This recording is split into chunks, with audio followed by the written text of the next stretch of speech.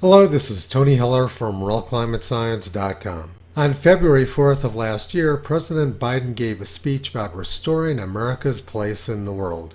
He compared himself to Benjamin Franklin. Then he introduced Tony Blinken and said his diplomatic skills were respected equally by our friends and our competitors around the world. The message I want the world to hear today: America is back.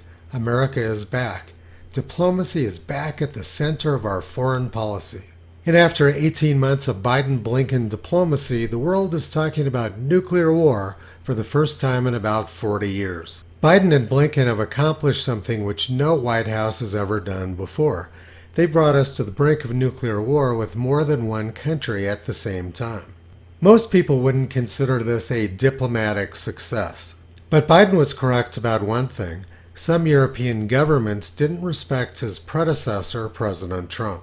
3 years ago at the United Nations, President Trump warned Germany about the dangers of becoming too dependent on Russian gas. Watch the reaction of the German delegation. Reliance on a single foreign supplier can leave a nation vulnerable to extortion and intimidation. That is why we congratulate European states such as Poland for leading the construction of a Baltic pipeline so that nations are not dependent on Russia to meet their energy needs. Germany will become totally dependent on Russian energy if it does not immediately change course. Here in the Western Hemisphere, we are committed to maintaining our independence from the encroachment of expansionist foreign powers. The highly sophisticated German delegation thought President Trump's warning about Russia was very funny. Now let's look at today's news on oilprice.com. Europe's energy prices soar to new records as Russia plans gas cuts.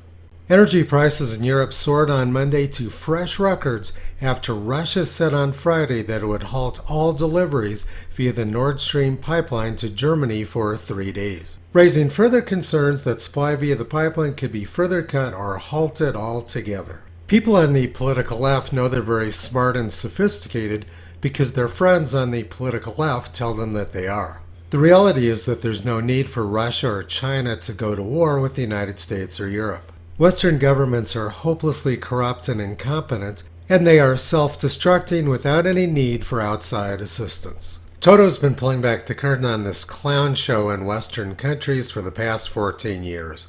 You can visit him, Kyrie Caesar, Toki and Upla on the web at realclimatescience.com.